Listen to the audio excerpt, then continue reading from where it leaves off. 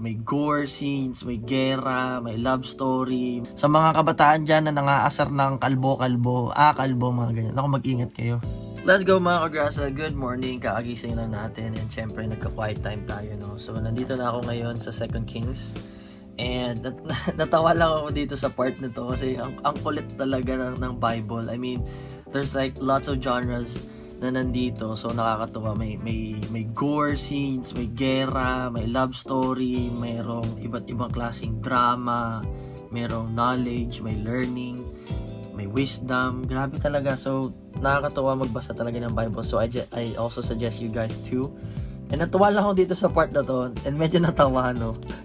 Dito sa Elisha performs miracles. So this is 2 Kings 2, chapter 2, verses 19 to 25. Pero dito ako pinaka natawa eh. Dito sa verse 23. So si Elisha to, and then may mga lumapit sa kanya, ganyan. So sabi dito, then he went up from there to Bethel, and as he was going up the road, some youths, so sa mga kabataan, no? So definitely yun yung sabihin nun, came from the city and mocked him and said to him, "Go up, you bald head. Go up, you bald head." So, yung mga kabataan, inasar siya. Bald head. So, kalbo, ganun sinabi niya. Umangat ka doon, kalbo. So, si Elisha, so he turned around and looked at them and pronounced a curse on them in the name of the Lord.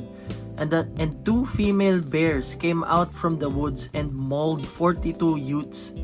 Then he went from there to the Mount Carmel, and from there he returned to Samaria. Imaginein mo yun. So yung mga kabataan, inasar siya, kalbo. Umangat ka dun, kalbo. Kalbo. Siguro ginanon siya, no? Tapos ngayon, dahil siyempre si Elisha, close siya kay Lord. Ngayon, nagsabi siya ng curse dun sa mga tao. Mayroon 2 bear na biglang lumabas, tapos nilapa sila. No, 42 of the youths. So yung 42 na kabataan nilapa nung bear. Nabig sa Tagalog, oso. Nilapa sila ng oso. So grabe, no? Like grabe talaga si Lord.